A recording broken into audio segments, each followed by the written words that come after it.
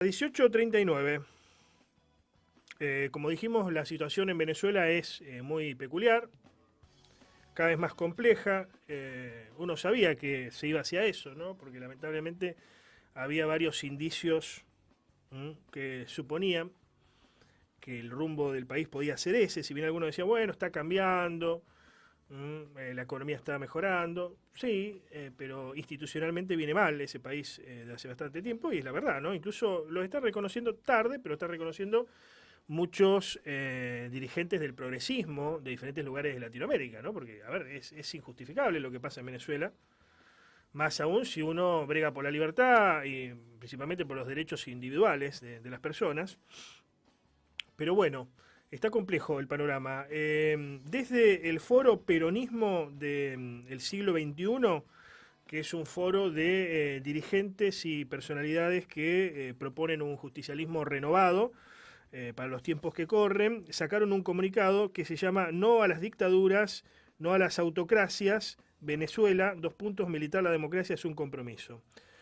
Bueno, es bastante largo, voy a leer el primer párrafo. La Argentina guarda una eterna gratitud hacia el pueblo venezolano y hacia su democracia que la noche negra de la dictadura supo cobijar a miles de compatriotas perseguidos y en peligro de vida. De igual modo, la democracia argentina ha sido siempre un espacio abierto y generoso para todos los habitantes de cualquier parte del mundo que se viera amenazado. Prueba de ello son nuestras masivas corrientes de inmigración que dieron sentido y valor a nuestra diversidad y a nuestra cultura democrática. La última oleada masiva de inmigrantes en suelo argentino es precisamente inmigrantes venezolanos amenazados en su tierra. El peronismo expresa y ha expresado estos valores que sufrió en carne propia. Con la democracia todo, con la dictadura o la autocracia nada.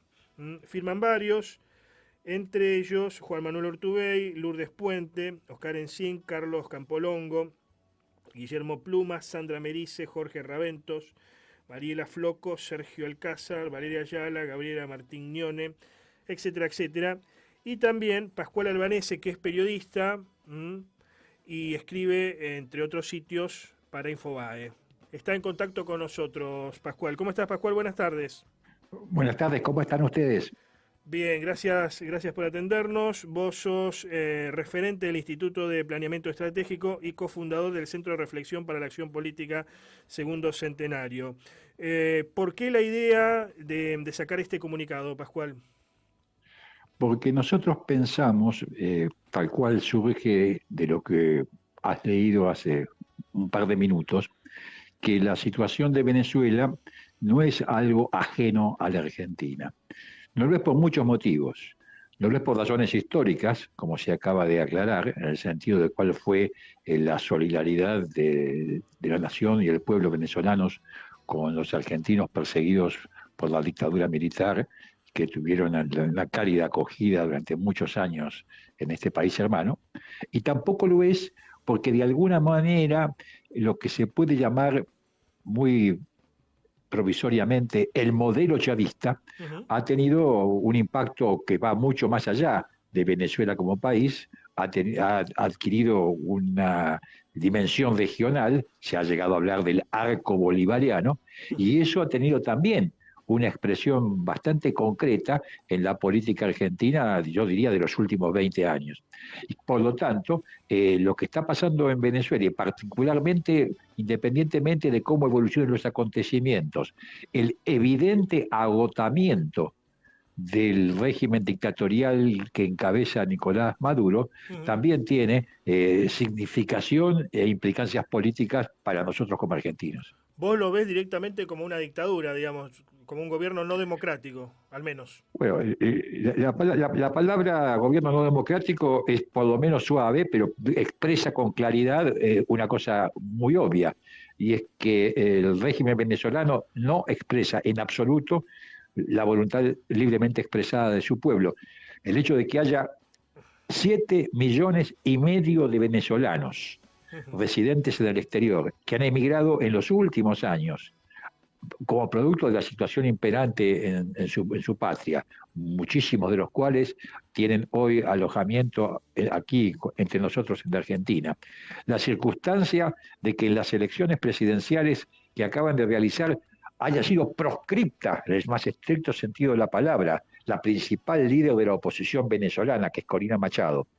Las denuncias de un fraude escandaloso en el escrutinio de los comicios del domingo, son elementos más que suficientes para caracterizar a este gobierno como, como mínimo una autocracia y en términos muy de la calle una dictadura lisa y llana. Sí, convengamos, estaba pensando mientras vos hablabas que Latinoamérica nunca se caracterizó por tener gobiernos democráticos al sentido europeo, ¿no? Si bien por allí experiencias, pero siempre está todo pasado por el tamiz latinoamericano, donde aquí siempre somos de seguir algún líder, en uno u otro sentido, pero somos de seguir al líder y esa relación generalmente entre el líder y sus seguidores se basa en gobiernos más o menos autoritarios. Digo, sacando Chile, bueno, y Chile después de la democracia y después de convivir bastante tiempo con ex dirigentes del gobierno de Pinochet, pero digo, sacando Chile, Uruguay y algunos países, nunca fue una democracia plena al sentido europeo. Te lo pregunto en el sentido de qué ustedes piensan o entienden como democracia para la situación que vive Venezuela, donde está sentada sobre un mar de petróleo, ¿no? Esta es una realidad y las potencias, todas, Estados Unidos, pero también Rusia, también China, etcétera, quieren esos recursos, ¿no? Más que apetecibles. Yo lo primero que te diría cuando te escucho es que no estoy absolutamente en línea con esa visión que acabas de enumerar Uh -huh. o de escribir. A mí me parece que efectivamente en América Latina se ha caracterizado por democracias frágiles, por decirlo así, y que hay también lugares donde esa expresión democrática ha tenido mayor desarrollo, bien señalado el caso de Chile, el caso de Uruguay, en lugares donde ha adquirido, independientemente de la valoración que tengan sus gobiernos, bastante estabilidad como instituciones democráticas, que es el caso, por ejemplo, de México. Eh, pero me parece que el fenómeno de los liderazgos es independiente del fenómeno de las formas democráticas. Por ejemplo, en el caso de Venezuela, el tema del liderazgo de Chávez es una cosa indiscutible. En su momento tuvo la importancia que se le atribuyó, pero hace muchos años que Chávez murió, si mal no recuerdo, en el 2013, hace 11 años, y desde entonces para acá, a nadie se le podía acudir que Maduro sea algo parecido a un líder popular en Venezuela, según ninguna categoría política en ningún lugar del mundo. Claro. Esto es, lo que está sucediendo en Venezuela se parece más, en todo caso, si cabe el término, a lo que sucede, por ejemplo, en Nicaragua con Daniel Ortega, Uh -huh. en cuanto a un gobierno que con una lejana raíz constitucional va derivando hacia una naturaleza represiva Uh -huh. que termina siendo además enfrentándose con la mayoría de la población y que solamente se puede mantener en el poder por la fuerza de las armas, tal cual sucede, por decir, en Venezuela, en Cuba, Uh -huh. en Nicaragua y en ningún otro país de América Latina en la actualidad, lo cual más o menos marca una diferencia. ¿Puede pensarse alguna suerte de estabilidad democrática para Venezuela, pero que resguarde la soberanía? ¿Por qué? ¿Por qué lo digo? Porque, bueno, está sentada sobre un mar de petróleo y todos quieren ir por ese petróleo que además se está extinguiendo en el mundo. Y bueno, y todavía hay otras energías renovables, pero todavía se sigue utilizando el petróleo, ¿no?, como base para el sistema capitalista. ¿Puede pensarse alguna democracia que más o menos funcione, pero que sea soberana y que no sea una suerte de, ¿cómo podemos decir?, de pantomima manejada desde otros lugares, más precisamente de Estados Unidos? Bueno, vamos a empezar por el principio.